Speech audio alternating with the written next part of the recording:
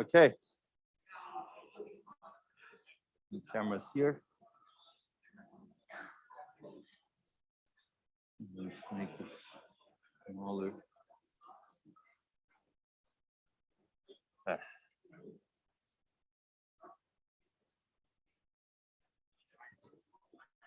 Okay, good.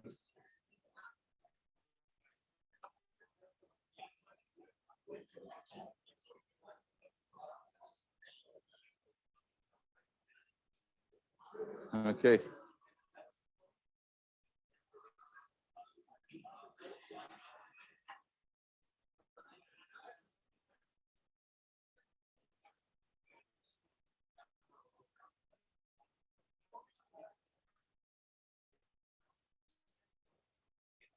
Might keep it.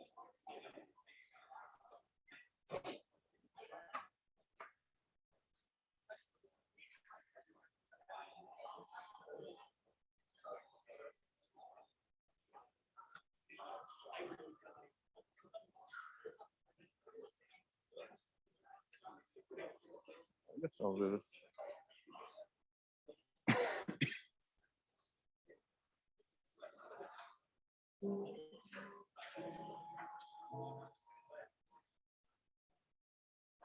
Okay, let's get started. It's good to be back here in person, at least for me. It's good to see you all. Today, we're going to start the microarchitecture part of this course, which will take us actually quite a few lectures. And this is really a fascinating, exciting topic, in my view. People have optimized microarchitectures for decades, and hopefully you'll share my excitement. This is a reminder, this is your last chance. Tomorrow is the deadline for this video review, and you have some time, a week or so, for the Moore's Law review. And this is what I mentioned, basically. We're going to start the microarchitecture part now. We've covered ISA, although I'm going to cover a little bit more ISA today because it's so important. And there's an optional lecture on assembly programming, which is not needed right now for you, but you will probably need it for your labs 7, 8, and 9, as you saw in your email. But today, we're going to talk a lot about microarchitecture, especially principles and single cycle microarchitectures. And tomorrow, we will start multi-cycle microarchitectures. And then in the remaining lectures, we're going to actually make the microarchitecture even better, higher performance, and maybe energy efficient also going into the future. We'll build up to auto-word execution, which is how most general purpose processors execute instructions today, out of the program order that they're written. Okay, does that sound good? Cool. So these are some readings. I'm not going to follow any reading in particular in many of the microarchitecture lectures, but you'll benefit from doing the readings. It's very similar to what I will describe, basically, if you follow Harris and Harris. Pat and Patel is a bit different at this point, basically. So we're going to stick to Harris and Harris more and more in the microarchitecture lectures. Okay, so recall we discussed the One Neumann model, which is a very powerful execution model for computers. And we talked about the LC3 of One Neumann machine, which was actually microarchitecture. We saw a lot of microarchitecture already while discussing ISA, because we were discussing how you implement instructions in the LC3 machine, for example. Today, we're going to look at a different view. And we talked about the instruction cycle. Instructions go through the cycle. You can see that there are 6 steps. And we're going to talk more about this today as well. And remember that instruction set architecture is really the interface between what the software commands and what the hardware carries out. Today, we're going to talk a little bit more about instruction set architecture. It's actually more than what we have discussed so far, as you will see. But what is microarchitecture? Before we talk a little bit more about instruction set architecture, microarchitecture is essentially an implementation of an ISA. An ISA is a specification, a contract, basically, and microarchitecture is one specific implementation of it, which means that there may be many, many implementations of the same ISA, right, as we will see. The question is, how do we implement the ISA? So we will discuss this for many lectures. There are many, many things you can do to make the instructions go faster, make that specification basically work extremely well and with high performance and energy efficiently. And many lectures will come about on this. And as I said, there can be many implementations of the same ISA. For example, you will do a very simple MIPS implementation. You want to implement the complete MIPS instruction set architecture in your labs, but you can see that there have been many implementations in the past. Some of them are actually very sophisticated, R10,000, for example. Intel, not Intel, x86 is an ISA that has evolved over the course of almost 50 years right now. For 50 years, people have been using this architecture, instruction set architecture, and you can see that there are many, many implementations of it also. I think the most recent one from Intel is going to be Sapphire Rapids. I don't know if they really announced it or finalized it yet. And clearly AMD is also doing quite exciting implementations today. And x86 architecture has evolved, of course, right? It's not the same architecture ISA it was 50 years ago. It has expanded, as we have discussed, and we will discuss a little bit more. There are other ISAs that we will not discuss, like Power ISA, and IBM has a lot of quite interesting implementation of the Power architecture. Power PC was an old one by Apple, IBM, and Motorola in the old days, let's say 1990s. ARM has many implementations today, clearly, not just the ARM company, but Nvidia, Apple, many companies implement the ARM architecture.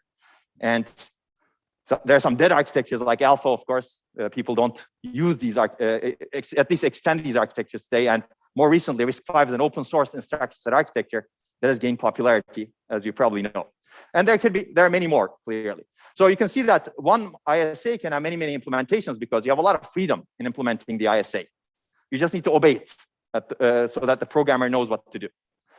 And there have been, so before we go into microarchitecture and see how it can be, how an ISA can be implemented, let's talk a little bit more about ISA design and trade-offs. I think this is really important. And the goal I have in this early part of the lecture is to really stretch your brains a little bit so that you can do more critical thinking. Basically, I've discussed One Neumann models. We said it's good, it's great, but is it really that great? Basically, that's the question. Basically, we should always ask the question. We should always think critically with everything thrown at us. That's the way of science. Basically, if you're thrown something, you should not take it as granted. You should always think about the trade-offs. Think critically. Is this really the best way of implementing something? So I'll talk about a couple of things actually before we get into questioning the One Neumann model. So as I said, there have been many different ISAs over the decades. x86, we looked at some of them earlier, but there are some old ones that did not survive, like PDP. VAX architecture was Digital Equipment Corporation's architecture. That was actually much better than x86. The processor implementation of VAX were much better than x86 in the 1990s, but it didn't survive, as you can see. There are older ISAs over here, you can see. And we will actually cover the SIMD, single instruction, multiple data ISAs, where a single instruction specifies multiple pieces of work. So far, we said add operates on 2 registers, right? But what if add operates on 1,000 registers at a given time? Those are the SIMD ISAs that are popular with GPUs today, for example, or versions of it are popular with GPUs. There's VLIW, we'll talk about that also, very long instruction work, etc. The question is, what are the fundamental differences between these ISAs? And we kind of covered that. I want to actually hammer home some trade-offs over here. So the key differences are really how instructions are specified and what they do, and how complex are instructions, data types, and addressing modes. We covered all of these in the last lecture, if you remember. And if you remember, we showed this picture of the semantic gap. I should minimize this so that we don't cover any important part of the slide. Basically, the semantic gap is how close are the instructions, data types, addressing modes defined by the ISA are to the high-level language. So here, we draw 2 lines, high-level language and the control signals. And the goal is to translate that high-level language such that it's executed on the control signals provided by the hardware, right? You basically manipulate the control. One way of thinking about computing is you manipulate the control signals such that the instructions of the high-level language that the programmer provided are done. The problem is solved basically through the high-level language. The question is, how do you do that? Basically, normally you translate the high-level language to an ISA. And if your ISA has complex instructions, complex data types, and complex addressing modes, you have a small semantic gap. And here you have a large semantic gap. So these are 2 different ISAs. And this is one of the biggest trade-offs that you have in the ISA. And we discussed the trade-offs, right? Here, for example, if you have a small semantic gap, it's easier to map the high-level language constructs to the ISA instructions, data types, addressing modes. Basically, it's less work for the software designer, meaning compiler designer, or if you're an assembly language programmer, it's less work for you. But it's more work for the hardware designer because the gap between the ISA and the control signals is much larger. This is the hardware's job, basically, to ensure that the ISA instructions execute. But it also puts the optimization burden on the hardware because the software can do very little, potentially, if the ISA provides only complex things, complex instructions, as we discussed. Hardware can do a lot, though, by optimizing those complex instructions internally. Trade-offs completely change if you look at this picture on the right over here. If you lower the ISA, meaning have a large semantic gap from the high-level language, now it's harder to map the high-level language to the ISA because ISA provides only primitives, add or not XOR, right? Not double linked list traversal, for example. As a result, this is more work for the software designer, meaning the compiler engineer or the operating system writer or a person who programs in assembly, for example. And it's less work for the hardware designer because hardware executes only simple primitives right now, right? So that's very interesting now. Which means that the optimization burden is mainly on the software now. The software, meaning the compiler writer, has to do a really good job to exploit those primitives by reordering them, etc., or by minimizing the number of operations, for example, because they're not relying on complex instructions anymore. These are very simple instructions, simple primitives that you compile a huge, like high-level language into. So these are the basically key trade-offs in the semantic gap. Now, the interesting thing is you can change the semantic gap trade-offs, and people do this regularly. And this is very fascinating, I think. So how do you do it? What you can have is have an ISA. It's a programming ISA. So the programmers write code in this ISA. Compilers compile into this ISA. And then you have another ISA that's internal called an implementation ISA. This may be completely secret. You don't tell anyone about it. And then you translate the instructions from this complex ISA to, let me go back over here. Something went too fast. Okay, a complex ISA to a simple ISA over here using a software or hardware translator. It could be software and hardware, and today's machines actually do both of them. So let me give you some examples. So why is this good? This is good because now the programmer, you can get the best of both worlds potentially, right? Meaning the compiler can be simple over here, and the software and hardware translator may be very, very good so that it does an extremely good job, and it can be designed by the company who knows the hardware very well so that that translator does an extremely good job such that you can optimize the program. The optimization burden now is on the software or hardware translator, neither on the programmer nor on the hardware. It's really whoever designs this part, basically. You can basically avoid some of the, let's say, bad trade-offs that you expose to the programmer or the microarchitect this way. But the burden now becomes the software hardware translator. So let's take a look at an example. x86-64, very popular ISA.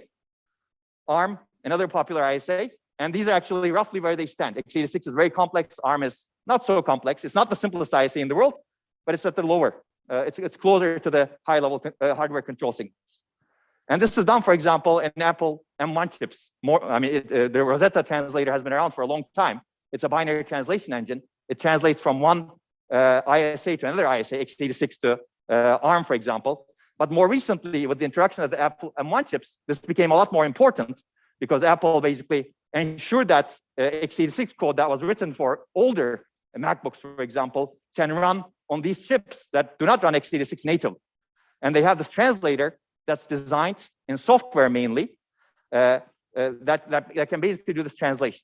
So this is basically essentially the picture I showed you over here.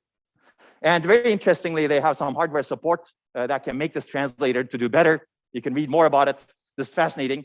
So you can see that this translator actually can have support from the hardware as well. It could be actually purely hardware potentially, as we will see in a little bit. So hardware, software, co-design translator can actually get you much better performance potentially. And this was interesting because when these chips were released, people were running x86 code on these M1 chips and it was running faster than the x86 chips, at least some code, not all code probably. So this shows that this translator can actually get you performance much better than x86 chips also that are running the code natively, if you do a good job, of course. Okay, so this is a real chip basically. Again, this another example is existing Intel and AMD processors, general purpose microprocessors do a translation very similar, except they take x86-64, again, a complex ISA, and they compile it, well, not compile, translate it down to secret microoperations internally while the code is running. And this is done purely in hardware, actually. This is a pure hardware translator. Machine has a hardware engine. Whenever it fetches an instruction that's complex, it basically turns it into a secret microoperations. So they do a lot of optimizations in the hardware translator so that those secret microoperations can actually run extremely fast in the machine. So this is very commonly done today in all x86 machines. Intel and AMD processors like this, they do it basically. Okay, another example. This is a Nvidia Denver. This is another processor, Nvidia's first ARM processor, actually. You can see from this picture over here. They basically take the instructions and then they have a hardware translator, dynamic, that basically collects information about the execution of the program while it's running, and optimizes the program, and basically compiles the program from ARM code, because it's an ARM processor, into, again, Denver's secret native code. So there's some native format of instructions or microoperations that they compile down from ARM to an even lower level native code, closer to control signals. So you can see that this translation actually is employed in many, many chips. They actually have a beautiful paper that describes this dynamic binary translator. I don't remember. I didn't put it over here, but we can put it on the reading list, Geraldo. This is another example. This is my final example, I think, over here. This is a company that doesn't exist anymore, but they also had this idea of taking x86 code and translating it into a proprietary VLIW ISA, which we will see later on. And the goal was to actually, programmer gets exposed to the x86, but hardware is built using the simple ISA that makes the hardware extremely simple.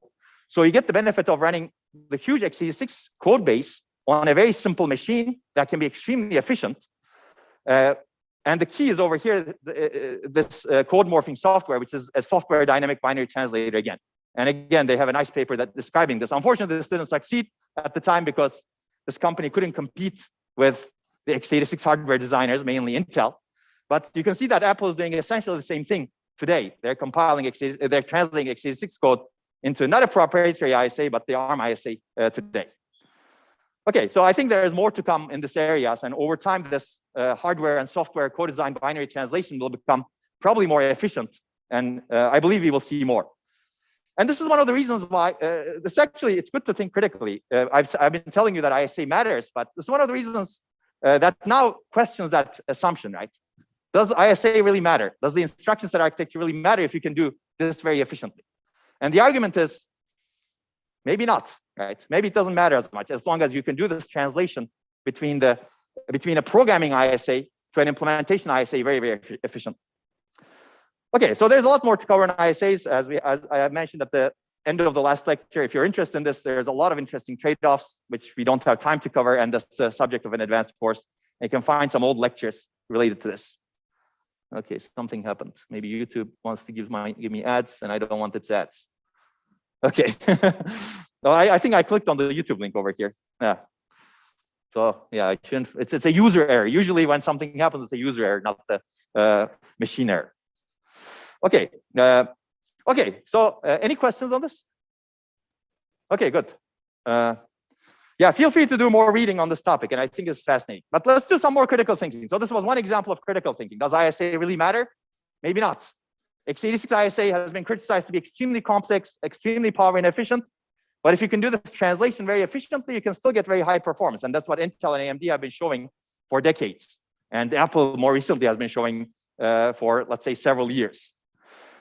Let's do some more critical thinking over here. So we've been talking about One Neumann model, and we're going to question that today. But before we question it, let me talk a little bit more about the One Neumann model to hammer home these two concepts, because these two concepts are the hallmarks of the One Neumann model. You have a stored program, and you sequentially process the instructions in it.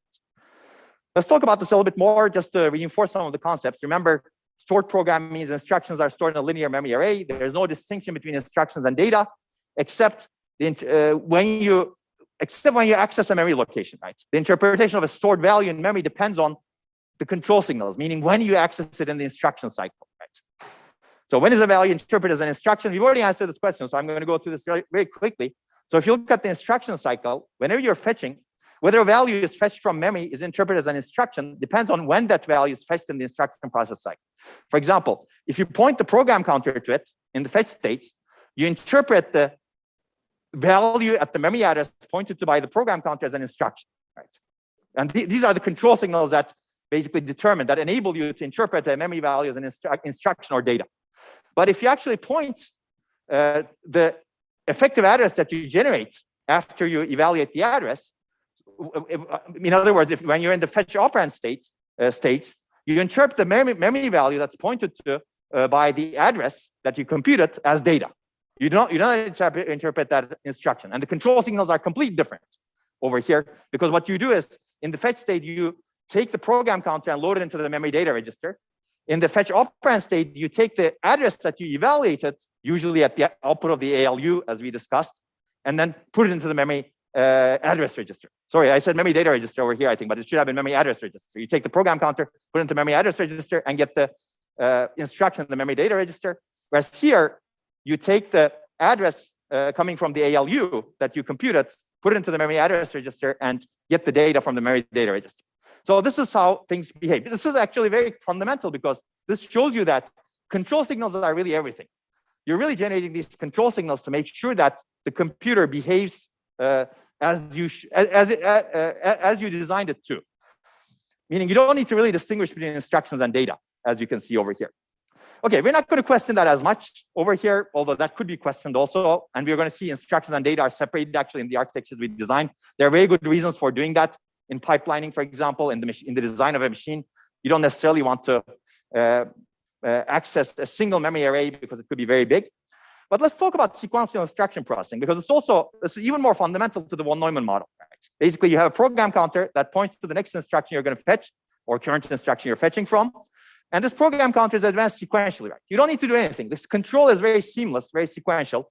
You don't have to do anything, and you go to the next instruction in the program, right? And this could be very useful, clearly, right, for the programmer.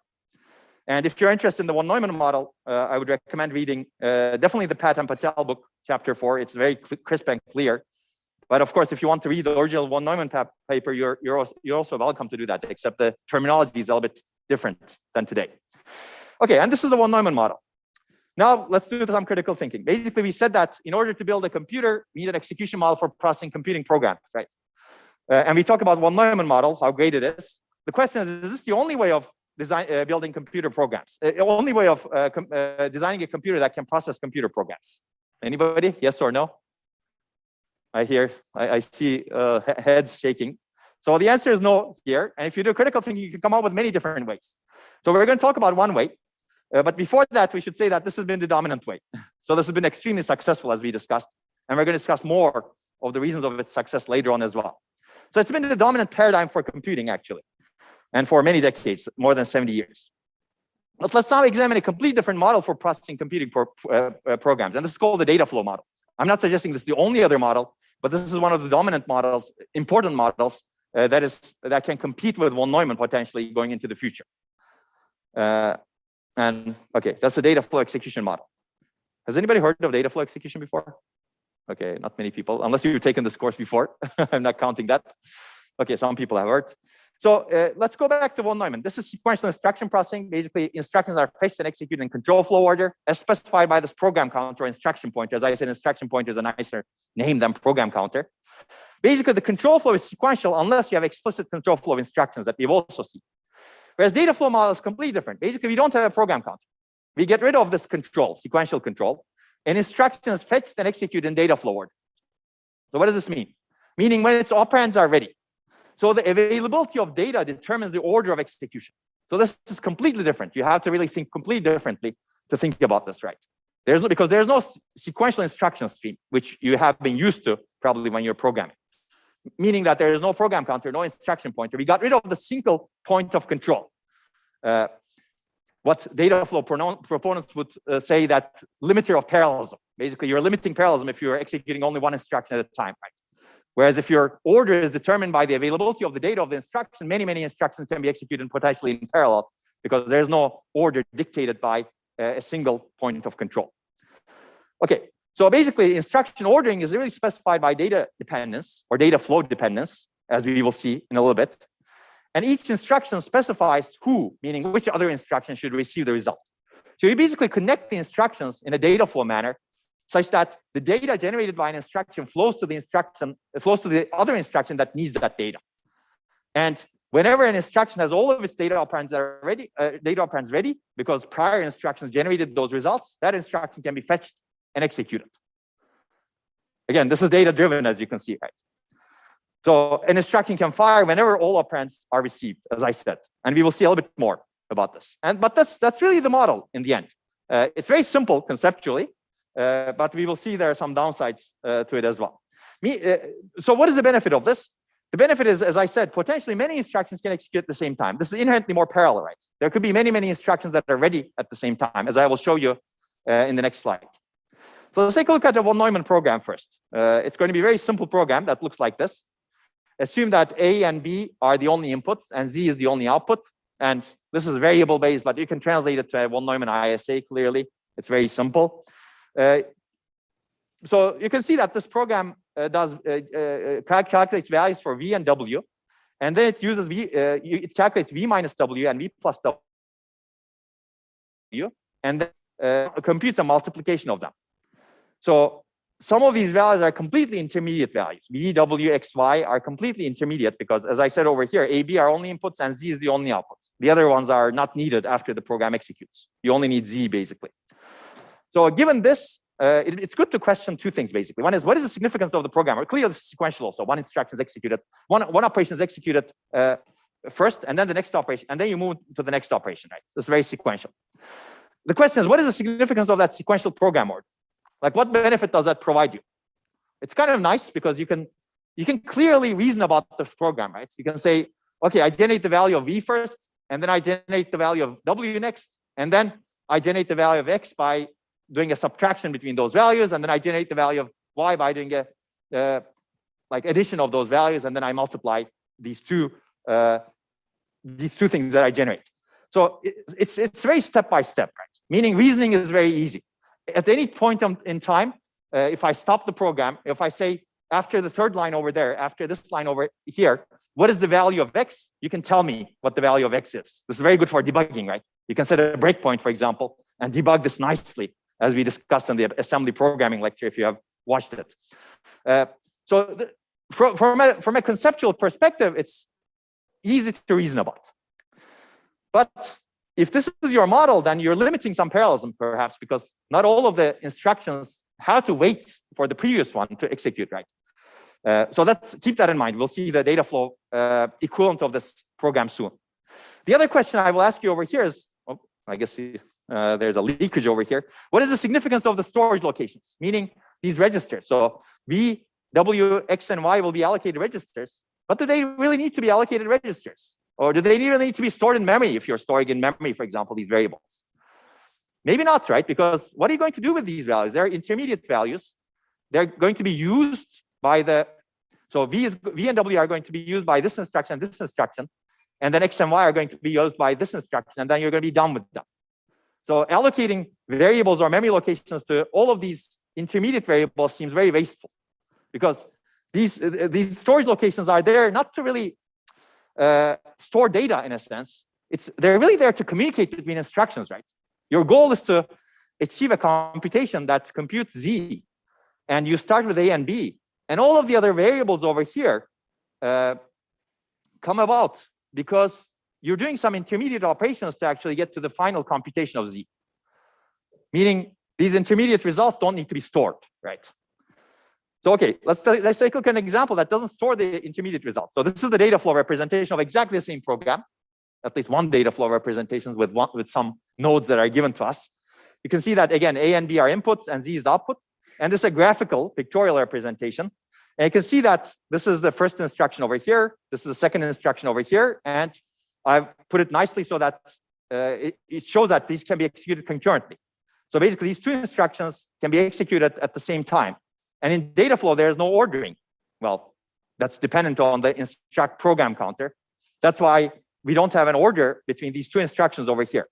And you can see that this corresponds to V minus W. This corresponds to V plus W. We don't really need to have V and W over here. They don't need to be stored anywhere. They can directly be communicated from this instruction's output to this instruction's input. And again, to this instruction's input. And from this instruction's output to this instruction's input and to this instruction's input. So as long as you provide the communication path to communicate the value from one instruction to another instruction, you don't need to store the value anywhere. No registers, no memory, basically. And you can see that the last node over here corresponds to X times Y. And that kind of has to be executed last because it's dependent on everything else that comes before it. So this is the data flow model. So let's take a look at how this executes. So A and B are immediately available when the program starts. A node fires when its input values are available. So this node starts executing, meaning you fetch the instruction, this plus instruction, addition instruction, when A and B are available, and then you execute it after that. At the same time, you can also do this, because A and B, this requires only B, as you can see over here, and this is a ×2 node. That could be left shift by 1. Clear, that's what ×2 is, right? So basically, this node can execute concurrently with this one. And again, you can convince yourself that after the value of this node is available and the value of this node is available, these two instructions are available, this data flow node can execute, fire and execute, because its values are input values available. And also this data flow node can fire at the same time, assuming the latencies of these instructions are exactly the same. That's an assumption. But even if they're not the same, these instructions basically fire whenever the value is available. There's no control flow order that dictates execution order. This instruction fires whenever the inputs are values are available, and this instruction fires whenever the inputs are available. In this case, actually, they both get results from both of these, so they probably execute around the same time. Okay, does that make sense?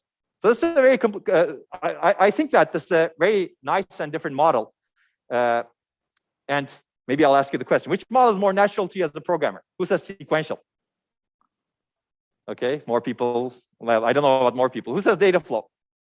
Yeah, usually it's more people. That's what I expected. More people say sequential. But the question is, of course, is this a problem of nurture or nature? Meaning, do we as human beings think sequentially by nature? Or is it a problem? I like calling it a problem because that's, if you think about something as a problem, then you can potentially fix it, right? Assuming it's supposed to be fixed. Or is it a problem with the nurture, meaning the education you have gotten, right? Well, you don't know. And it's very hard to disentangle those effects, right? Because you've probably written a lot of sequential programs in your life and you're used to them. You've been used to them. And maybe this is the first time you're getting exposed to the Dataflow model. So naturally, sequential programs may look more natural to you. But if you actually started thinking Dataflow-wise when you were first educated in programming, maybe you would have thought Dataflow is much more natural, right? And there's an argument here, right? Meaning, if you look at the world, it's not really sequential, right? In the world, everything happens in parallel. Actually, this model over here on the right is a much better fit for modeling the world.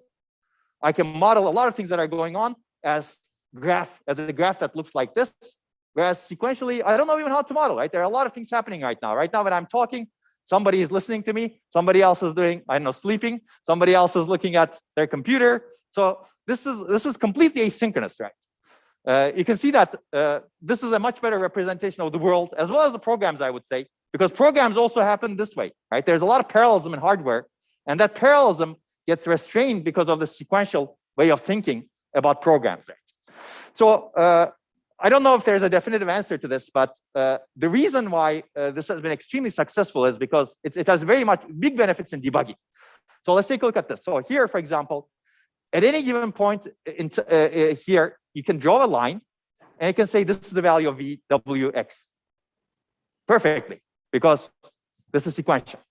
But here, you don't even know what is executed, right? Because there is no order. You cannot say this instruction is executed before this, or this instruction is executed before this. It depends on the hardware resource. It depends on the latencies of the instructions. And imagine a more complicated Dataflow graph also that actually changes the trade-off significantly.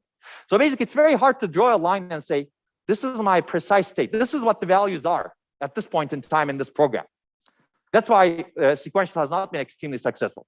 But Dataflow is a very natural way of programming an FPGA, for example. You can take this program and directly implement it in a Dataflow manner in FPGA in a system. In fact, if you're directly building hardware, this could be your hardware to build this program. Okay, I can talk more and more about this, but let's go into a little bit more detail here. Oh, something happened here. Okay, so let's talk a little bit more about Dataflow. I'm not going to spend a lot of time, and some of these things may not be perfectly clear. They'll become more clear when we talk about auto-word execution, because we're going to revisit this concept when we talk about auto-word execution, as I will also talk about in a little bit. But in a Dataflow machine, a program consists of Dataflow nodes. And a Dataflow node fires, meaning it gets fetched and executed when all its inputs are ready, meaning when all its inputs have tokens. So this is some Dataflow terminology for you. Let's take a look at one potential Dataflow node and its ISA representation. So Dataflow still can be an ISA, basically. So this is an example node that we've kind of seen. This is a multiplication node.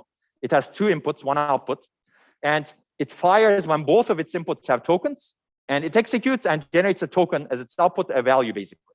So this is represented as multiplication over here, as you can see, an argument one, whether the argument one has a token, whether it's ready, an argument two, meaning the second argument, whether it's ready or not, and this is the destination of result. What does this mean? Which instruction should be fetched if this instruction actually finishes? So the data availability that's coming out of this instruction determines which instruction gets fetched next. Okay, so let's take a look at some examples. You can actually build a lot of different Dataflow nodes. I'll give you a couple of examples over here. So if you want to implement if then else constructs, for example, you need to have conditional operators that look like this. This is a conditional node. I call the branch node over here also. The way this operates is it has a control input, which is true, which is basically true or false. It is a data input. And if both of them have tokens, then the way this node behaves is if the control input is false, the data input is passed to the false output over here. If the control input is true, then the data token is passed to the true output over here. Does that make sense? Hopefully, all right. Basically, you can build an if then else. So if the condition is false, the input data goes through this way and it goes to another data flow graph point subgraph over there, which is related to if the condition is false, basically. If the condition is true, then some other subgraph of the data flow graph is activated over here, because think of these as nodes not in isolation, but as connected to other parts of the data flow subgraphs.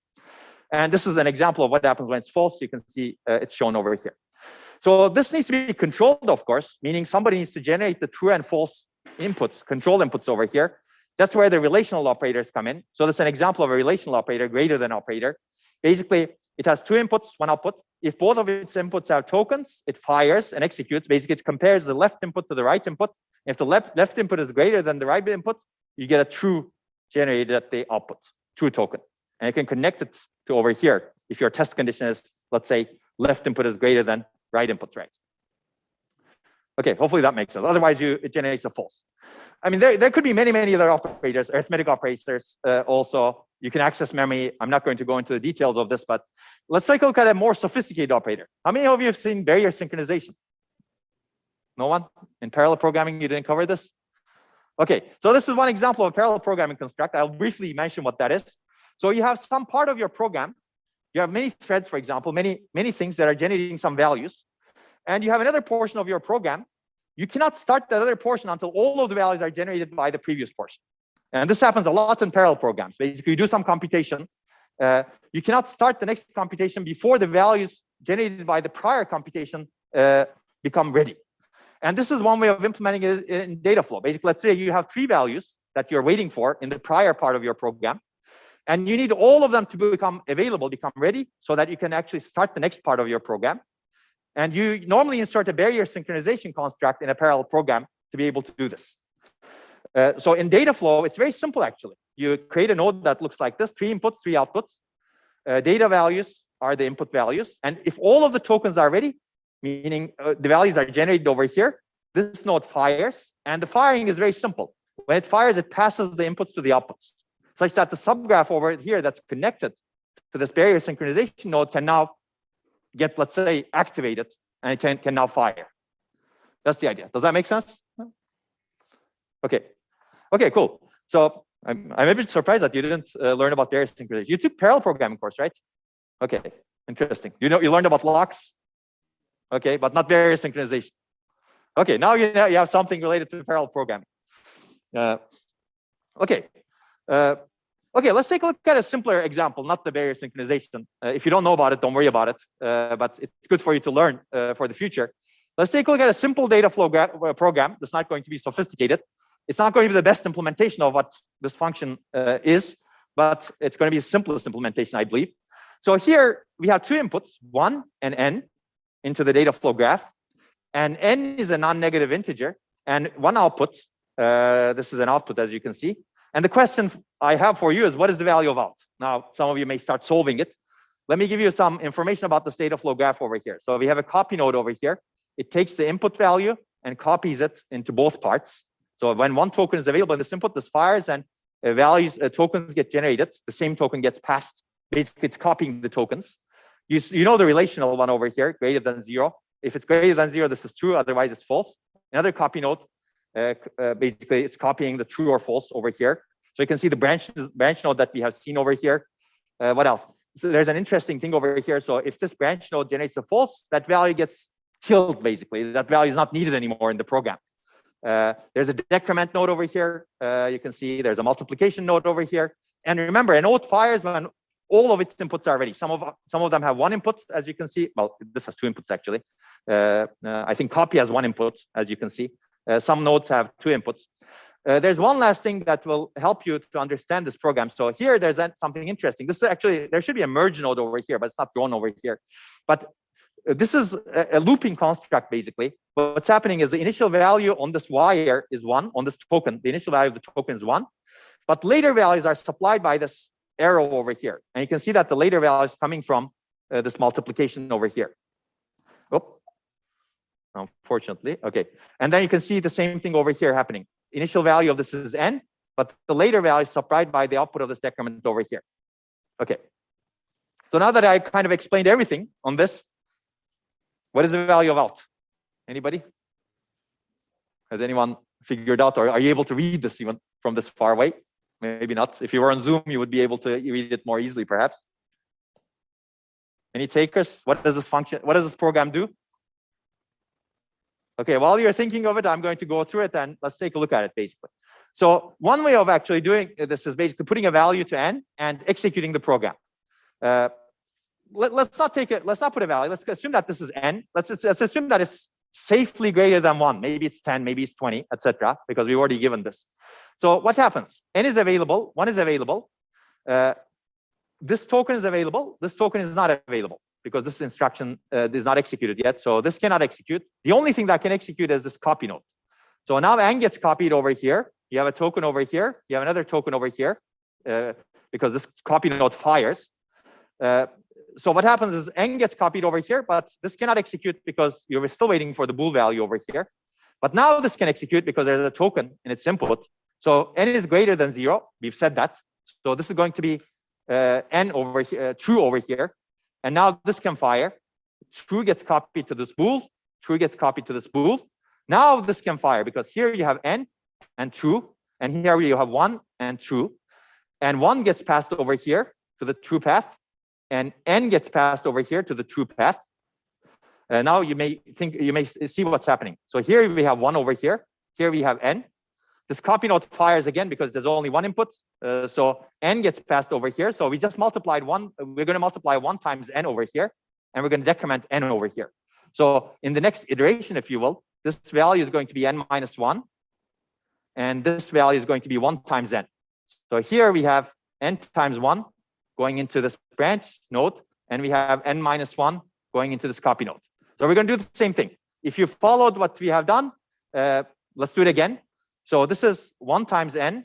That's going to later flow over here. But let's do this. Here we have n minus 1. N minus 1 gets copied over here. N minus 1 is hopefully still greater than 0 because I said safely larger than 1. So here we have n minus 1 again. N minus 1 gets copied. This is n minus 1 is greater than 0. So it's true. So we have a true Boolean over here. We have a true Boolean over here. So what happens is n minus 1 gets copied over here. And then n times 1 gets copied over here. So here we have n times 1. And here we have n minus 1. Now you may guess what's happening, right? We're going to multiply n times n minus 1 and decrement n minus 1, which means that n minus 2 is going to be here. So what we're doing is every time we go through the iteration, we're multiplying n with 1 initially, and then decrementing n and multiplying it with the results. So we're doing n times n minus 1 times n minus 2 times n minus 3 times n minus 4 dot dot dot until this value over here becomes not greater than 0. When this becomes 0, this evaluates to false, and this false comes over here, and the output is generated, and that's hopefully n times n minus 1 times n minus 2 times dot dot dot times 1. And the rest of the computation is killed because this is false. So the data token over here goes to this false line over here. So I think I'm giving you the answer, right? So basically, it's a factorial function. It may not be the best way of implementing the factorial function because it gets rid of a lot of the parallelism of the factorial, but this is one way of implementing the factorial function in a data flow node. And to be able to simulate this exactly, to be able to figure this out, you have to do what I did basically. Unless you're an expert in data flow and you look at it and you say, okay, this is a factorial. Does that make sense? Okay, cool. So this, you will have some homework questions related to this, and sometimes we ask questions related to this on the exam because this is fun and this is relatively easy to think about, as you can see. So I would recommend studying this. Okay, so basically the key takeaway is we have a trade-off when we're designing an ISA or execution model. Do we want a program counter or IP instruction pointer in the ISA? If your answer to this is yes, then you're basically have a control-driven sequential execution. And we've already covered this. This is the One Neumann model. Right? But if your answer to this is no, then you open up a whole world of possibilities. And Dataflow is one example. There could be other examples. If you stretch your imagination, you may think of other models. In fact, there are other models that are proposed, but Dataflow is a prominent one. So basically, an instruction gets executed when all its operand values are available. And basically, the order is dictated by the flow of data as opposed to an instruction pointer. And trade-offs that you open up are huge. Basically. There are many high-level ones over here. Which one's easier to program for average program? Which one is easier to debug? Which one's easier to compile into? Which one is higher performance? I mean, one would argue that Dataflow is can extract much more parallelism, right? Because there's nothing that stops you from executing thousands of instructions. You may have a Dataflow graph where thousands of instructions may be executing at different points in time, at different points of the Dataflow graph, right? You can think of everything as a Dataflow graph. Actually, you can design the whole computer as a Dataflow graph, basically, if you think in a Dataflow manner. Your operating system can be part of that Dataflow graph. Applications can be part of that Dataflow graph. User input can be part of that Dataflow graph, basically. User input, basically, whenever you put you put an input, some part of the subgraph gets enabled that takes that input and communicates it to other part of the programs, for example. So this is very powerful, but hardware complexity is also an issue, basically. So traditionally, programming sequential systems like One Neumann Model has been very easier. Performance, Dataflow computers have been extremely high performance, but hardware complexity, actually, Dataflow computers actually have very high hardware complexity sometimes because of this huge amount of parallelism that you can enable. But jury's still out. In the future, Dataflow models can actually become much more sophisticated, because one of the other things that I didn't put over here is energy efficiency, for example. Which one is more energy efficient? And potentially, this Dataflow can be more energy efficient because you don't have the overhead of sequencing. So in control flow machines, you have the overhead of sequencing. Program counter needs to be changed. Program counter needs to go to the next instruction, etc. You don't need to maintain the sequencing basically in Dataflow. You can have a lot of parallelism. Okay, so food for thought, basically. Okay, so this a similar trade-off actually can be made at the microarchitecture level. So we're going to talk a lot about microarchitecture. We talk about Dataflow as an ISA, but can we make a similar trade-off at the microarchitecture level? So what does this mean? So remember that ISA specifies how the programmer sees the instructions to be executed, and microarchitecture is how the underlying implementation actually executes the instruction. And these don't necessarily need to match each other. So ISA basically says programmer sees a sequential control flow order, One Neumann model, or a Dataflow execution order.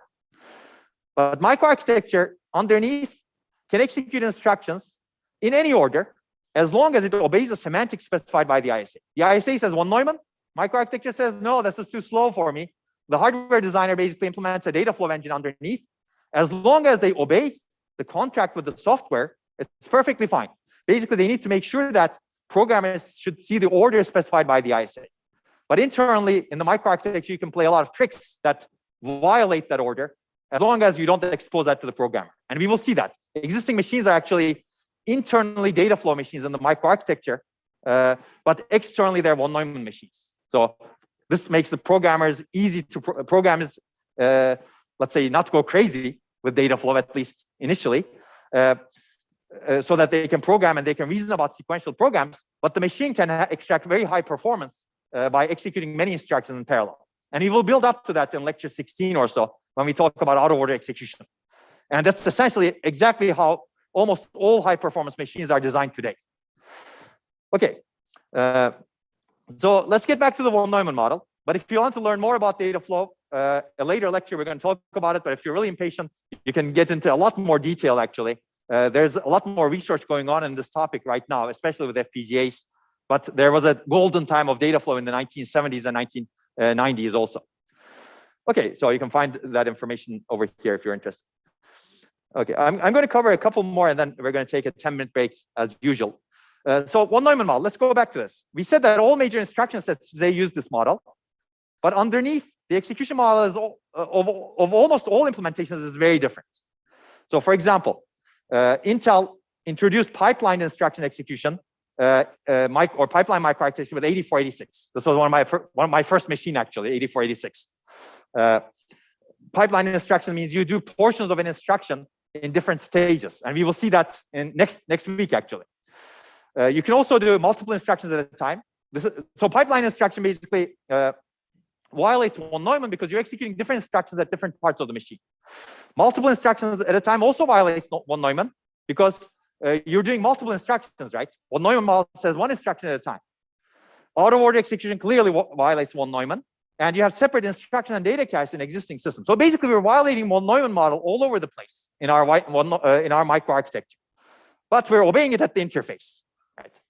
At the hardware-software interface. Okay, so basically, that's the difference between ISA and microarchitecture? What happens underneath that is not consistent with the von Neumann model is not exposed to software. So remember this computer architecture definition. We said that it's the science and art of designing, selecting, and interconnecting hardware components and designing the hardware-software interface to create a computing system that meets many goals, right? But traditionally, this is an ISA plus implementation definition. So it covers really ISA and microarchitecture and the platform design as well. But traditionally, computer architecture has been much more narrow, if you will. As you can see from Gene Amdahl, Amdahl's law, if you remember, he was the chief architect of IBM 360 processors in the 1960s. He basically says that the term architecture describes the attributes of a system seen by the programmer as distinct from the organization. So basically, he says that this instruction set architecture is really what's seen by the programmer. And that's really the definition of the ISA in the end.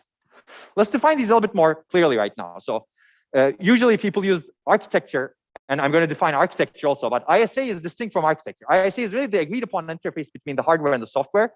This is what the software and the compiler assumes and the hardware promises and provides. And in other words, this is what the software writer needs to know to write and debug system and user programs. Microarchitecture is a specific implementation. We're going to see more examples. It's not visible to the software.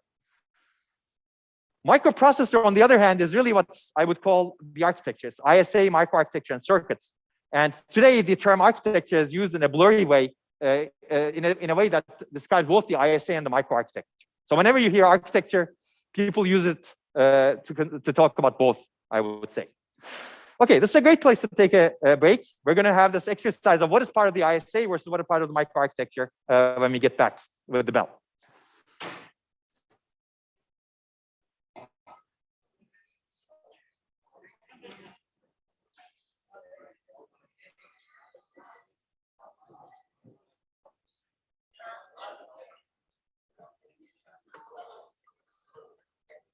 No.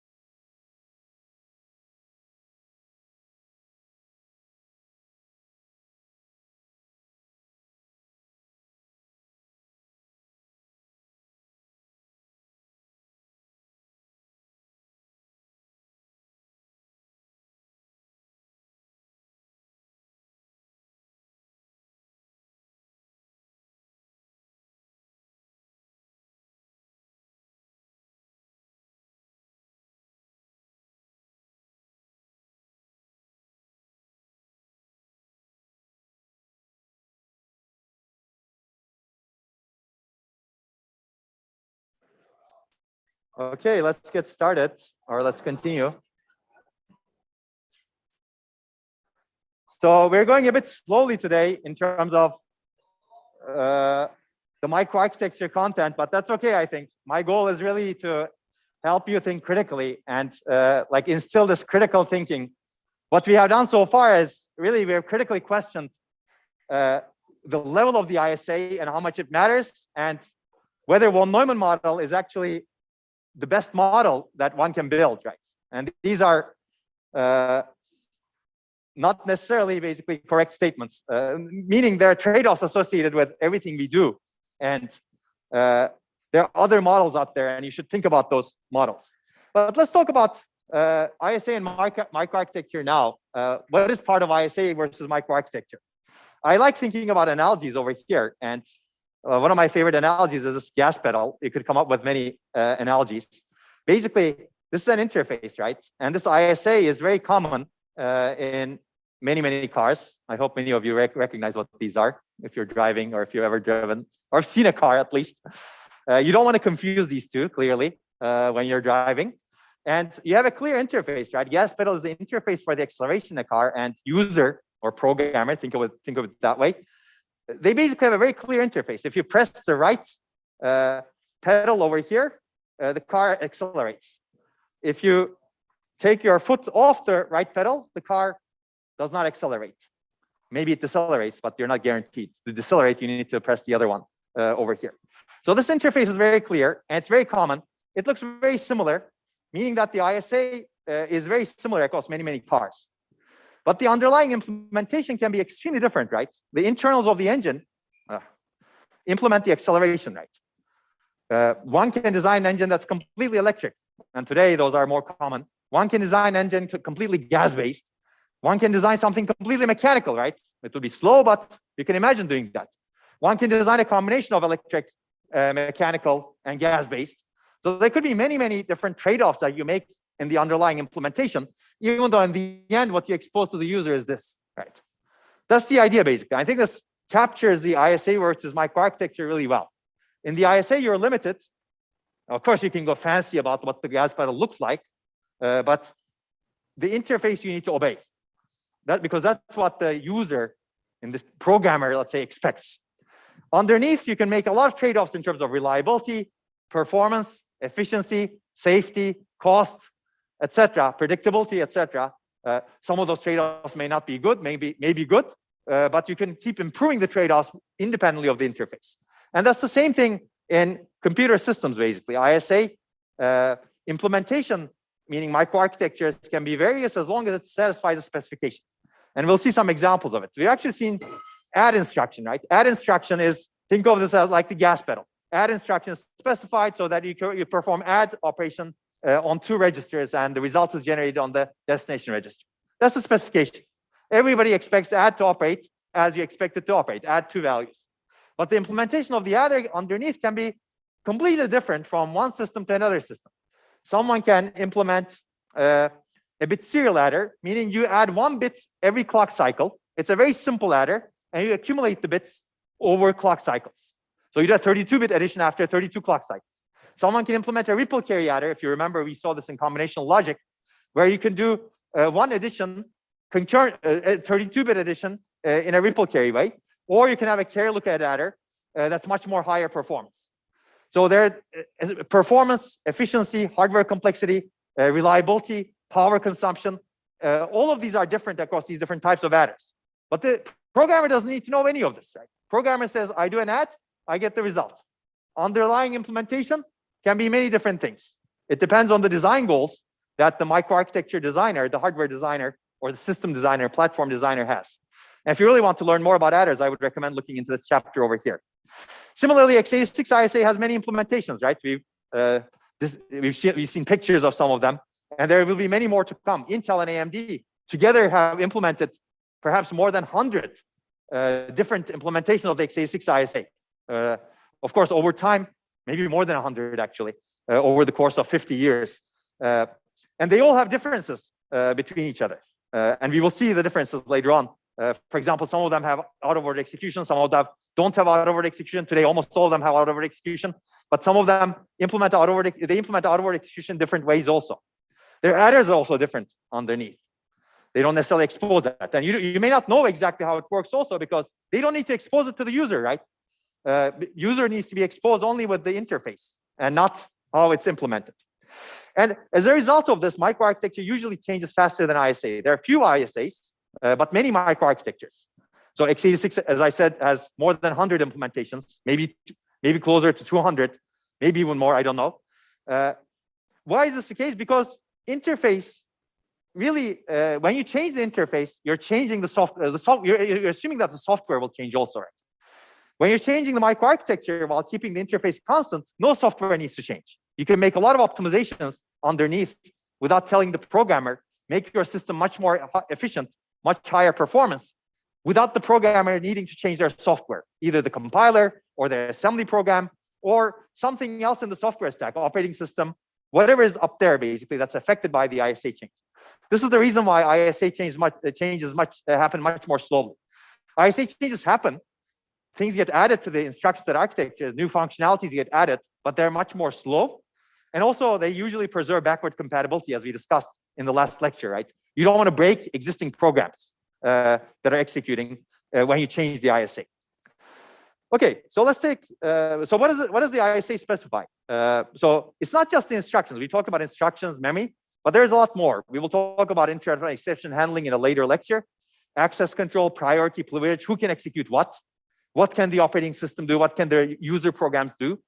I/O, how do you do I/O? How do you do thread management, power and thermal management, multi-threading, multiprocessor support? We're not going to cover a lot of these in this lecture. But this is really the contract, and the contract is very long. So this is Intel, for example. This is a 50-year-old ISA, and I actually copied this over here. You can see the number of pages over here in this manual, 4,830. You say ARM is simpler? Well, not really, 3,994 pages. So basically, this contract is huge, and this contract gets added to.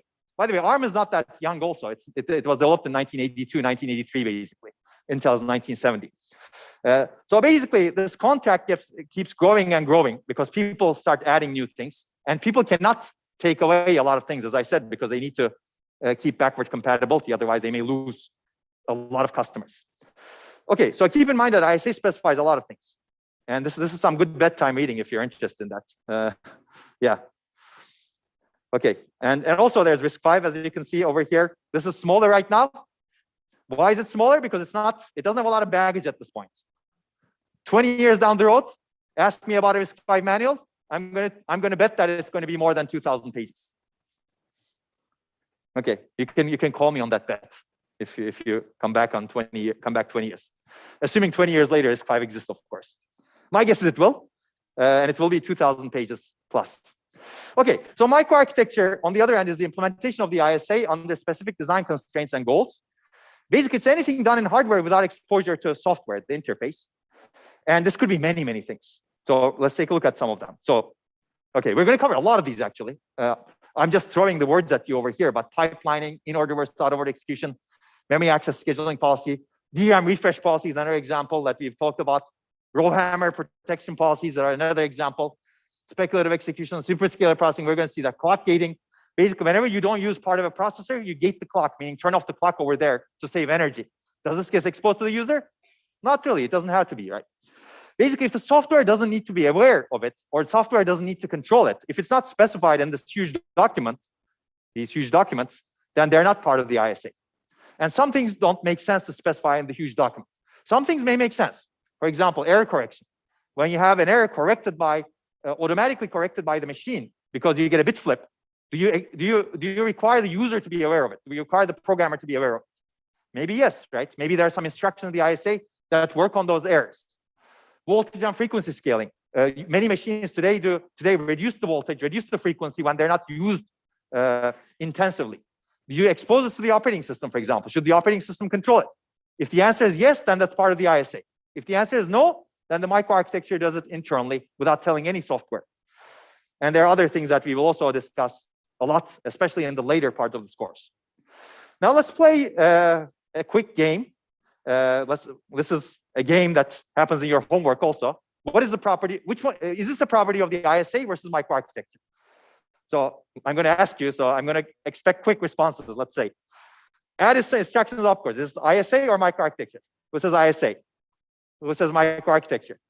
Okay, ISA wins. Clearly, this is ISA. This is not a popularity contest, clearly, but you got the right answer. Type of the adder used in the ALU, bit serial versus ripple carry. Is this microarchitecture or ISA? Who says ISA? Who says microarchitecture? Okay, you win again. That's good. Number of general purpose registers. Is this ISA? Is this microarchitecture? Okay, this time popular vote is wrong. This is actually ISA because instruction set architecture needs to specify general purpose registers, as we discussed in MIPS and LC3, because this is part of your instruction encoding, right? You need to know exactly how many registers you have so that you can allocate the registers, you can encode them in the instructions. So maybe you can go back and study that. There could be other registers that are not exposed to the ISA, that are not part of the instructions, but general purpose registers are always exposed to the ISA. Okay, good. At least this exercise is useful. Number of cycles to execute the multiply instruction. Is this part of the ISA? Does it get exposed to the programmer? Okay, people are afraid of answering right now. You say ISA? Okay, who says this is part of microarchitecture? Okay, so the popular vote wins. But qualified answer is this is true. In most existing instruction set architectures, the programmer has no idea about this. But there are some instruction set architectures where the programmer gets exposed and they should program based on this information. We're going to talk about these. These are called VLIW architectures, very long instruction word architectures. You need to know how long an instruction takes to execute so that you can schedule your operations on the machine. But the popular answer is correct this time. Number of ports to the register file, meaning how many registers you can access in one clock cycle. Is this part of ISA? Is this part of microarchitecture? Okay, I don't know. I think maybe there are more votes for microarchitecture, but not a lot of people are involved. This is microarchitecture again. So because this is really about a hardware structure that determines how many registers you can access in a clock cycle, right? It doesn't say anything about how many registers are needed in an instruction. If I were saying how many registers are needed in an instruction, that's part of the ISA. But how many registers can you access underneath? This is part of the implementation choice of the microarchitect. They can access 1 register at a time, 2 registers, 10 registers at a time, or they can take it slow. Okay, another one. Whether or not the machine employs pipeline instruction execution. We haven't talked about pipelining, so I'm kind of throwing at you some later concepts, but you will need to think about this when we finish the lecture, finish the course also. Pipeline instruction execution is multiple instructions get processed in different stages of the different parts of the machine. Is this part of the ISA? Microarchitecture? Okay, more people say microarchitecture, and that's true. Again, this is true in most ISAs today, but some ISAs specify this pipeline instruction execution also, a small minority. Program counter. Is this part of the ISA? Hopefully, yes. Microarchitecture. I think I'm kind of biased you. So it's really part of the ISA again. So if your ISA is One Neumann, it has to specify the program counter because you need to have instruction. You need to know what program counter you're at, and you need to have instructions that modify the program counter, like branch instructions. Okay, so this is an exercise, but remember, microarchitecture is implementation of the ISA under specific design constraints and goals. In the end, what determines whether something is part of the ISA or part of the microarchitecture is whether the programmer or the user gets exposed to it, whether there are instructions that operate on it, whether they need to know this while writing software, for example, any kind of software. It could be any software in the world. So let's talk about design point, because this really determines the trade-offs that we're going to make in the microarchitecture going forward. Actually, ISA as well. So design point is really a set of considerations and their importance when you're designing a system platform. There could be many, basically. I kind of listed so many of these things over here: cost, performance, power, thermal, energy consumption or battery life, availability, reliability, correctness, time to market, security, safety, predictability. You can make them even more rigorous, of course. And there are many, many more, basically. Design point is really a combination of these. It's really an ordering also between these. You can say, okay, highest performance on this workload is my design point, right? But cost is also important. It needs to be less than this much. And I also care about reliability, availability, and here's the ordering. And you basically create a design point. And design point is usually determined by the problem space or the application space and your market as well, the intended users or market, basically. So, okay, what is application space? Clearly, in general purpose computing, applications can be anything. But in special purpose computing, applications are also important. And these applications keep coming, basically. People are actually very good at creating new applications. And I'd recommend this paper, which talks about the application space in early 2000, for example. But there are many other workloads that are not discussed in this paper also. So you can see scientific applications, database type of applications, online data processing, for example, network, guaranteed delivery, real-time applications, embedded applications, media, and more. And clear, there's more basically. So the application space is big. You need to carve out your application space when you're designing a special purpose system. If you're a general purpose, you still are, you're still thinking about applications when you're designing your system, but maybe you need to be a lot more general. And you've seen this slide before, basically. If anyone says applications will not benefit from higher performance systems, then you probably know the answer to give them. They will. Okay, so these actually lead to trade-offs. And this is really the soul of computer architecture in the end. We make trade-offs across the system. We make ISA level trade-offs, microarchitecture level trade-offs, and system and task level trade-offs. Some ISA level trade-offs we've covered. Now we're going to go into microarchitecture level trade-offs. We're also going to see some system and task level trade-offs, but not go into that a lot of detail. You may have seen some of this in your parallel programming course, for example. How do you divide the labor between hardware and software? How do you actually do the task partitioning, data mapping, etc.? This course, unfortunately, we don't have enough time in this course to talk about these, even though they're important also. And computer architecture is really the science and art of making the appropriate trade-offs to meet the design points. And we've discussed this past as well. But let's talk about why is it art. So hopefully science is clear, because we're going to try to have a scientific method to designing systems. But scientific method only goes part of the way, let's say, because we're really tackling a very complex problem and interacting with users, and we're designing systems for the future. So why is it art? So the way I look at it is, we do not fully know the future, basically, because we're designing the system today. It's going to be used 20 years down the road, right? There will be completely different applications, completely different users, completely different market 20 years down the road. I've been using this, for example, I don't know, now 70 years or so. And applications have changed. Maybe I've not adapted, and some other user could have actually used this as well. So basically, things change. So we do not fully know. Problems change over time. The technology changes over time, and if your architecture was not good enough to adapt to the new technology, it gets outdated quickly. And users change also. Users today are very different from users 10 years ago, very different from users 20 years ago, very different from users 30 years ago. Today's users are completely connected, and they have very different requirements from their computing systems. And future is also not constant. It changes, basically. A lot of these things change, as we discussed, as I just said, basically. And that's the reason this is somewhat art.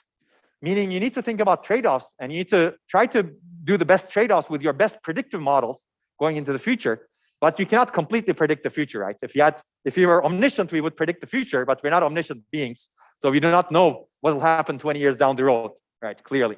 Or even next day, we do not know what will happen. Even something like weather prediction is not very good today, because it cannot predict the temperatures very well going into the, like even tomorrow, I would say, which is fascinating. So we've developed so much predictive capability, but we're still not very good at that. So that's why it's somewhat art. And when you're a computer architect, you really need to think about the trade-offs and be an artist as well at the same time.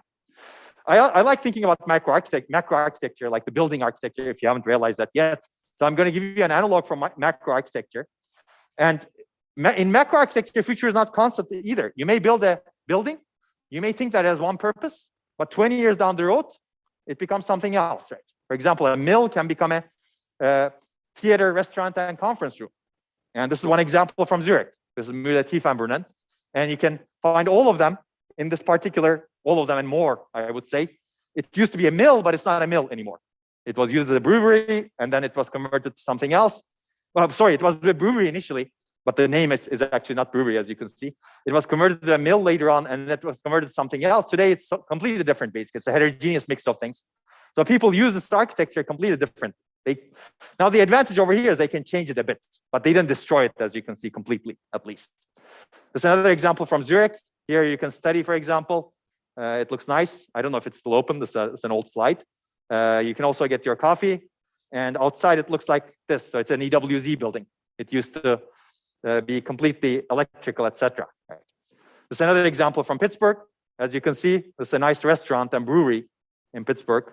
It's different from its original purpose, which is this, as you can see. So basically, macroarchitecture is also not constant. So think about this when you're actually designing real architectures as well. Because how do you ensure that your real architecture can adapt to the applications of the future becomes a critical question today. And the design times today are increasing. Today, actually, when you design a microprocessor, it takes potentially 5 years. Things are potentially reduced, but in some cases, it takes 5 years. Even when you start the design of the microprocessor, by the time it hits the market, it's already 5 years have passed, basically. Your thinking should really adapt to down the road in 5 years. Okay. So with that general overview, let's go into microarchitecture basics and implementation right now.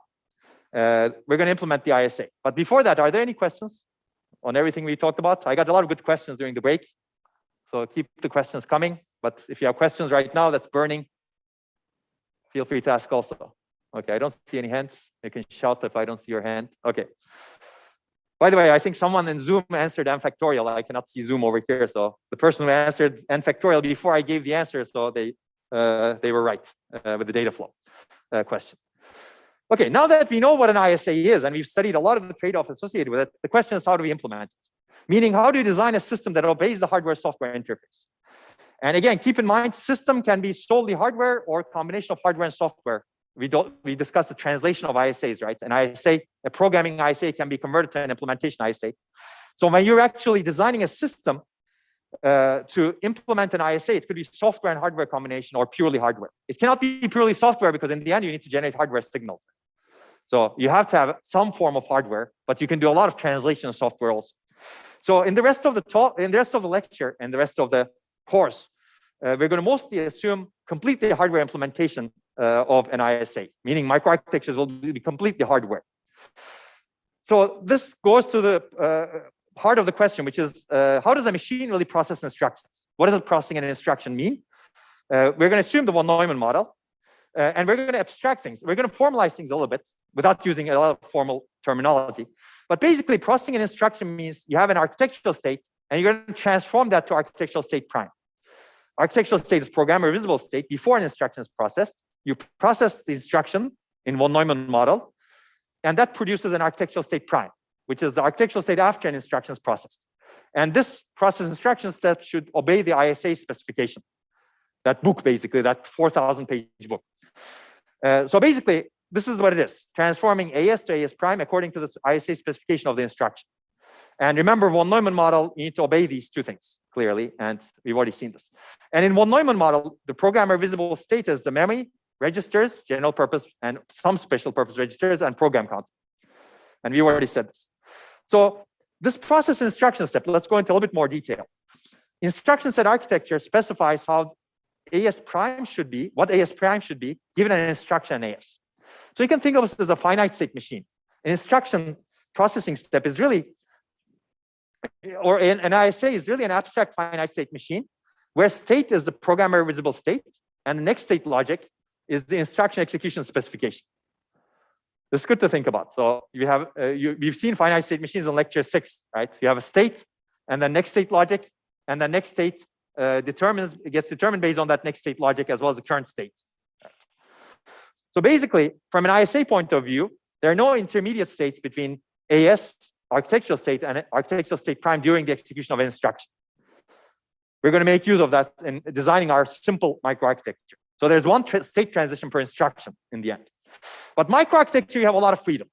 It implements how AS is transformed to AS prime. There are many choices. We can have many programmer invisible states to optimize the speed of instruction execution. Basically, we can have multiple state transitions per instruction, or we cannot, or we choose not to, basically. For example, one choice could be to process an add instruction. The input is the architectural state, and it's transformed into architectural state prime in a single clock cycle. We're going to call these single cycle machines. And we're going to see why they're bad, mostly. And then another choice is to process an instruction. You take architectural state and transform it to architectural state plus microarchitectural state that's not visible to the programmer, 1. And then in one clock cycle. In the next clock cycle, you transform it to architectural state plus microarchitectural state 2. And then the next clock cycle, you transform it to architectural state plus microarchitectural state 3. These are states that are not visible to the programmer. And finally, in the last clock cycle, you transform things to architectural state prime as expected by the semantics of the ISA. basically you're taking multiple clock cycles to transform architectural state to architectural state prime because it may take so long to process the instruction, and you want an aggressive clock cycle in your machine, right? So that's the idea over here. These are called multi-cycle machines, and we're going to see them mainly tomorrow, but I'm going to define them today also. So this is an example of the freedom you have in microarchitecture, whereas ISA doesn't allow you a lot of freedom. Okay, so this is our very basic instruction processing engine, basically. Each instruction takes a single clock cycle to execute, and there's only combinational logic used to implement instruction execution. There are no intermediate programmer invisible state updates. And basically what we're going to do is take architectural state, process the instruction, any instruction. All instructions are going to be processed this way. But if since we're processing one instruction, we process one instruction, one clock cycle, and then move to the next instruction. And when the instruction is processed, it generates an architectural state prime at the end of the clock cycle, which will be the input to the next instruction. So you can actually have a looping arrow over here that goes to the next instruction, and you keep executing the program this way. Okay, so this is an example of state machine, basically. So this is a single cycle machine. This is an implementation of the ISA. As you can see, there's some sequential logic, which is your architectural state at this point, the basic state over here. And the combination logic generates architectural state prime based on the architectural state that you have and the instruction specification, of course. Okay, there are clearly questions over here. You've seen the timing and verification lecture, right? Since this is a sequential system consisting of state and combinational logic, what is the clock cycle time determined by? Any takers? It's determined by how long, what is your critical path, basically, in this logic, right? We've seen that in timing and verification. And that's determined by the latency of the combinational logic plus the setup and hold times of the sequential logic, as we've seen in that lecture. Okay, so that's the low-level answer to this question. Basically, it's really the critical path. But then the question becomes, what is the critical path or the longest delay path of the combinational logic determined by from an instruction perspective? And the answer here is, it is determined by the longest instruction that takes longest to execute. So you need to figure out which instruction takes the longest to execute. And that's what we're going to do later today and tomorrow, especially tomorrow, actually, since we're not going to be able to do that in the remaining time. So that's the idea, basically. We have a single clock cycle to execute every instruction. And your critical path will be determined by how long it takes to execute the longest instruction to process. And longest instruction to process will take some combinational delay plus setup and hold times for the sequential logic, clearly. Okay, does this make sense? It's a very simple model, but we'll see that it's very contrived. This is a really bad way of designing machines, but it's very good to think about initially. And we'll see why it's bad. Okay, so basically, these are two ways of designing machines. I've given you the single cycle machine, but I've also given you the idea of multi-cycle machines. So let's talk about them a little bit before we delve into the single cycle machines more. So single cycle machine, each instruction takes a single clock cycle. All state updates must be made at the end of an instruction execution. The biggest disadvantage is what I just told you. The slowest instruction determines the clock cycle time. And you have a long clock cycle time as a reason, because some instructions are they take very long. As we have seen, actually, you need to fetch the instruction, you need to decode the instruction, you need to evaluate the address, you need to fetch the operands, you need to do the ALU operation, execute, and then you need to write the result. And if you're accessing memory multiple times during that time, and if you're doing multiple ALU operations, it takes a long time, basically, a very long critical path. Multi-cycle machines, on the other hand, instruction processing is broken into multiple cycles or multiple stages, multiple clock cycles or multiple stages. And state updates can be made during an instruction execution, except those state updates are microarchitectural, meaning they're not visible to the programmer. But architectural state updates must be made at the end of an instruction's execution, meaning the programmer can see those updates only after the instruction is finished completely. And the huge advantage over single cycle is the slowest stage determines the cycle time. Basically, you're not the slowest instruction. Now you can actually design the system such that you can chop the stages such that you can achieve a clock frequency. And we will see that in a little bit. So I should also say that we're not breaking the One Neumann model currently. In the ISA level, we're One Neumann, and we're going to assume that. At the microarchitecture level, we're also going to be One Neumann, meaning we're not going to process more than one instruction at a time. Only one instruction at a time. Both single cycle and multi-cycle machines that we're going to design will be like that. Later, when we move to pipelining, we're going to break One Neumann in the microarchitecture level. Okay. So remember the instruction processing cycle. This is different from clock cycle, as we have discussed. instructions are processed under the direction of a control unit step by step. And instruction cycle is really these 6 steps that we have discussed. And not all instructions require all 6 steps. And I've already mentioned these steps in an earlier slide when I talked about it. And this is another example that we have seen. So if you think about the instruction processing cycle versus machine clock cycle, in a single cycle machine, all of these 6 phases of instruction processing cycle take in a single machine clock cycle. Whereas in a multi-cycle machine, all 6 phases can take multiple machine clock cycles. Basically, that's the difference. In fact, each of these phases, fetch, for example, can take 10 clock cycles, 20 clock cycles, 100 clock cycles. So you have a lot more freedom in a multi-cycle machine because of this. Whereas in a single cycle machine, you're limited to 1 clock cycle. And if you want to have a short clock cycle, well, too bad, you cannot have it, right? Because the instruction takes long. What are you going to do, right? How are you going to optimize things? It's going to be very difficult. And you will see that in a little bit as well. So let's talk about instruction processing in a different perspective. It's always good to have different perspectives when you're thinking about instruction processing. We've seen, let's say, a microarchitectural perspective. Well, one microarchitectural perspective, which is how many clock cycles does it take? But we can also think of things as data path versus control logic. So instructions transform data to a data prime, or architectural state to architectural state prime. And this transformation is done by functional units, units that operate on the data or memory movement, etc. These units need to be told what to do to the data. So usually, I don't know what's going on. An instruction processing engine consists of 2 components, data path and control. Data path is the hardware elements that deal with and transform the data signals. So we've seen this actually earlier. I said we have data signals, we have control signals. We denoted them differently, right? Control signals are empty arrows and data signals are dark arrows, shaded arrows. So what are data path elements? Functional units that operate on the data, all of the hardware structures that enable the flow of data into the functional units and registers like wires, muxes, decoders, tri-state buffers, everything that you've seen and hopefully you got to love. Storage units that store data, registers, memory. These are all part of the data path. And the data path elements are controlled by the control units or control logic, essentially. Control logic consists of hardware elements that determine the control signals. How should the data path elements operate on the data? Meaning these are signals that specify what the data path elements should do to the data. And you've seen this distinction. So we're going to see more and more of this as we build up our machine from the ground up. So keep this in mind. We have data path and control logic. And this is what I mentioned earlier.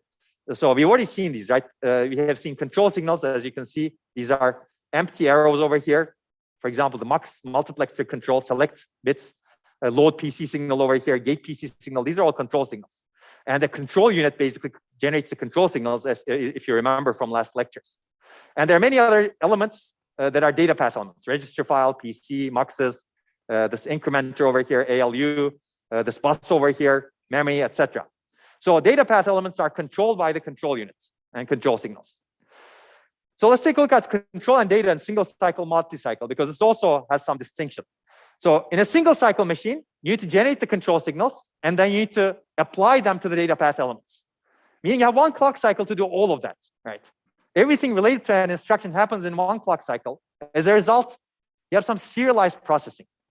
This makes your clock cycle even longer because you need to decode the instruction and generate the control signals, and it takes time to do that clearly. And the data path elements need to be controlled. Whereas in a multi-cycle machine, you have a little bit more freedom. What you can do is, you have 1 cycle, you generate the control signals you need for the next cycle in this current cycle.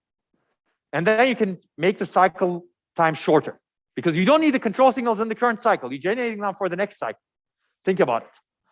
That's the idea over here. Meaning that latency of control processing or control signal generation can be overlapped with latency of data path operation. So you can have more parallelism because you're not doing everything in a one single clock cycle. And we're going to see this also when we talk about multi-cycle machines tomorrow. And if you really are impatient, Pat and Patel book in Appendix C has a very nice way of covering this when they talk about microprogrammed multi-cycle microarchitecture. Okay, so it's also good to know that there are many ways of designing data path and control signals, and we're going to see different ways. But let me give you some like a list of what may come. You can have single cycle, multi-cycle, pipeline, data path, and control. I don't know why this is not working.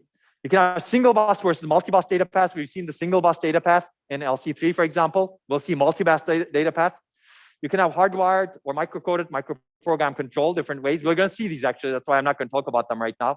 But we will see, especially when we talk about the single cycle machine, we're going to talk about combination logic generating control signals as opposed to sequential logic or stored in a memory structure. But in the end, control signals and structure depend very much on the data path design. And you will see that when we talk about it. So before we build our machine, we should also talk about performance analysis a little bit, because this is important. How long does it take to execute an instruction? This is my answer to it, basically. How many cycles does that instruction take to execute times how long is each clock cycle?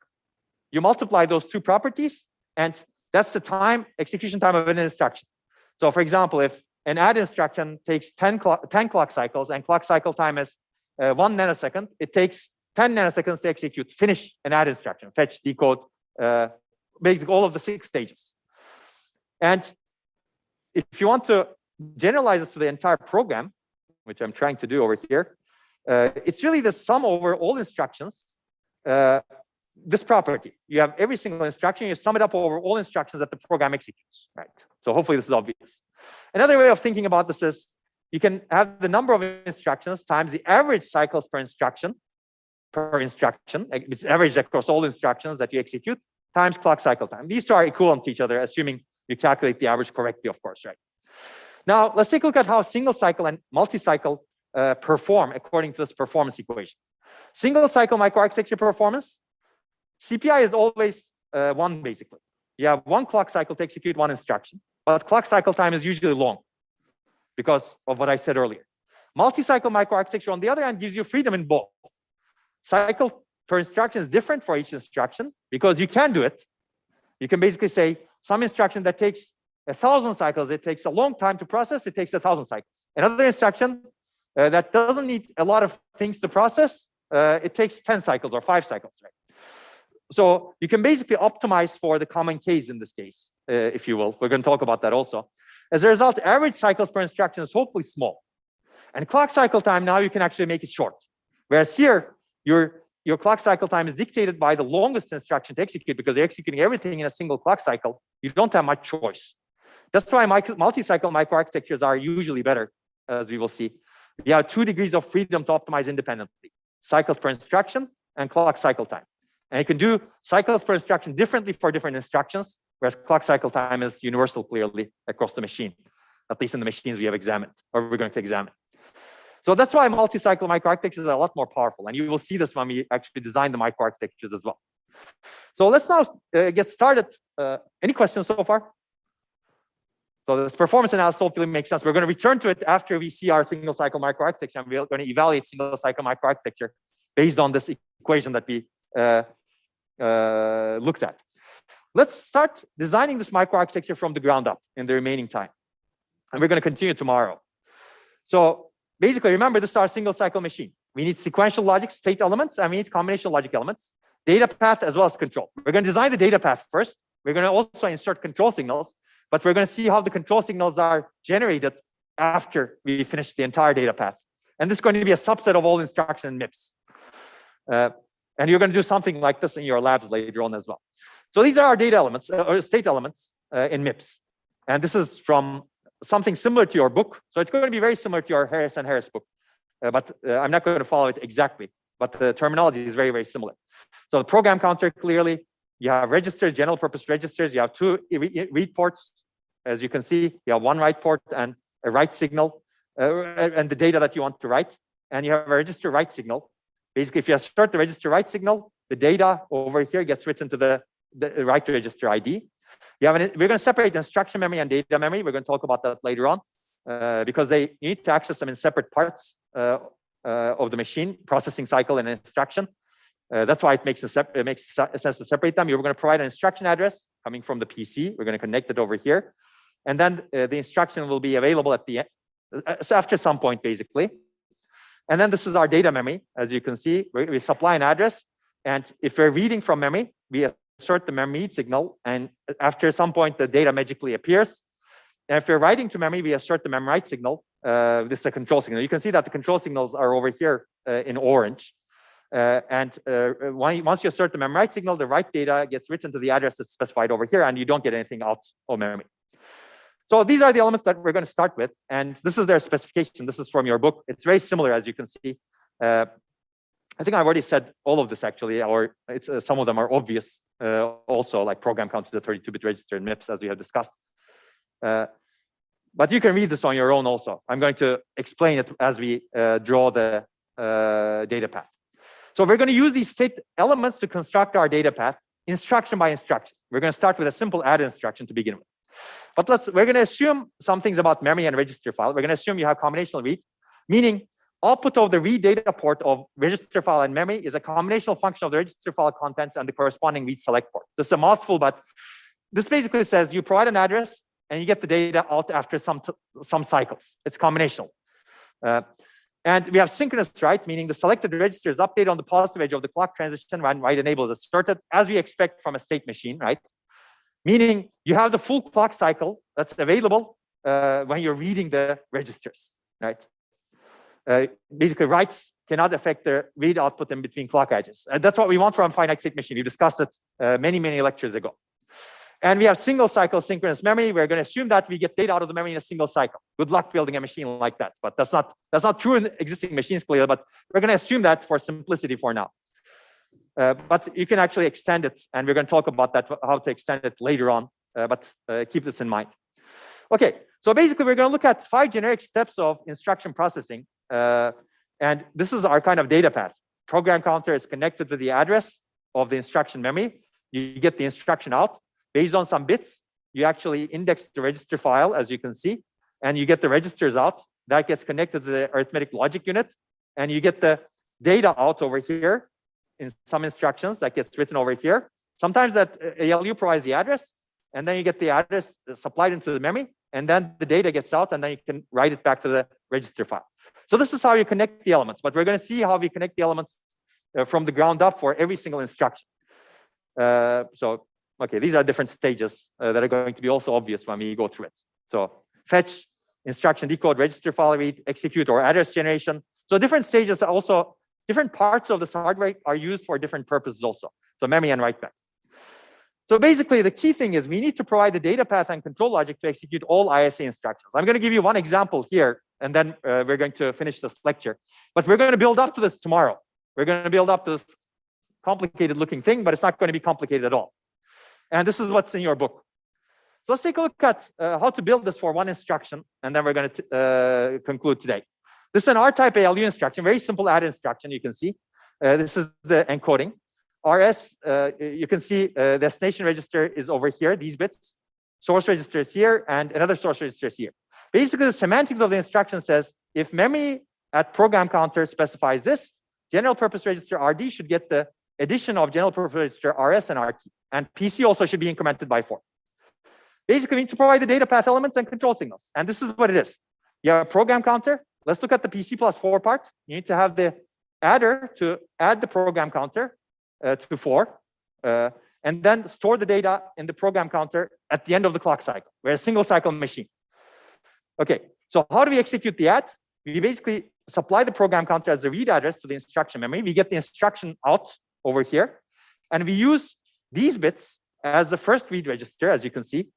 And we use these bits as the ID of the second read register. And we use these bits in the instruction as the ID of the write register. And then, because everything is combinational, you get the data out based on the first register and the second register, and then supply the control signal such that you add in the ALU. Basically, you supply a control signal saying add based on the instruction. There's something that we don't show over here, how these control signals are generated. We'll see that later on. And the ALU produces a result in the same clock cycle, and that result gets written into the write data port over here to the write register ID that's specified by the instruction over here. And reg write needs to be asserted, saying that you're going to write to the register specified by the write register ID. So that's it, basically. This is our instruction, R-type ALU instruction. So tomorrow we're going to continue with this, and I will see you, and we're going to actually build the entire machine tomorrow.